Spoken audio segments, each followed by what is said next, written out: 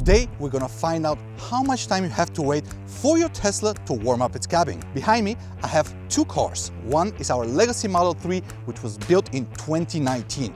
And next to it is its newer sibling, which is called the Highland, which is the Model 3 Tesla started producing around the 2024 era. Well, there are many differences between both cars. However, the biggest one is the absence of a heat pump in the legacy model. This car uses resistive heaters, which theoretically should be way less efficient when it comes to heating compared to this car right here. In this video, we're gonna see which car is gonna reach to 24 degrees Celsius, which is about 75 degrees Fahrenheit quicker. And we're also gonna be tracking how much energy both cars are gonna be using during that process. To keep things fair, we left both cars outdoors overnight and their interior temperature is about 6 degrees Celsius, while the outdoor temperature is 3 degrees currently.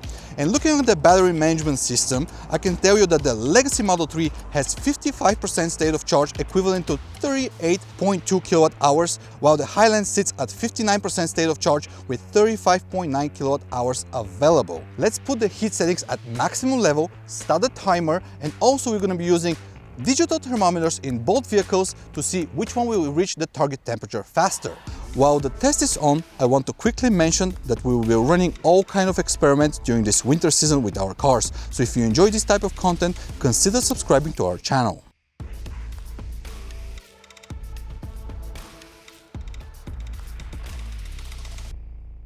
After about 20 minutes, the test is concluded and both cars have reached their target temperature. The legacy model reached it in 19 minutes, consuming 1.5 kilowatt hours of energy, while the Highland model got there in just 11 minutes and used 1.3 kilowatt hours, which is 15% less. With this test, we were able to prove not only that the heat pump on the Highland Model 3 is way more efficient than the resistive heaters on the legacy models, but also that it's able to do the job way quicker, 72% quicker to be exact. And by the way, this result was done stationary. Tesla is claiming that this car right here is going to be 20% more efficient if it's in motion. Because how the heat pump system works, if the car stays in one spot, it captures the cold air, pulls the warmth out of it, runs it through a compressor, and then shoots it back into the cabin at a higher degree. However, when it's in motion, it captures the heat produced